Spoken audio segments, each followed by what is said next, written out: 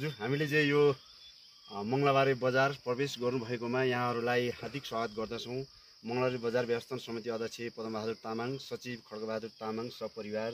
यस मङ्गलबारे बजारभित्र चाहिँ सिसाजन्य पदार्थहरू हामीले बन्देज गरिएको छ। प्लास्टिक तथा अन्य फोहोर डस्टबिनमा हालिदिनु होला र सबै नागरिकको परिचय दिनुहोला। फोहोर व्यवस्थापन गर्नु हामी सबै नागरिकको दायित्व र कर्तव्य हो। सौजन्य मलङ गाउँपालिका 6 नम्बर वडा कार्यालय सिरिचौर।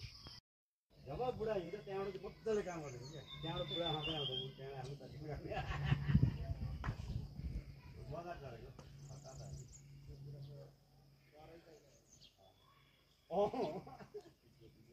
बजार गरेको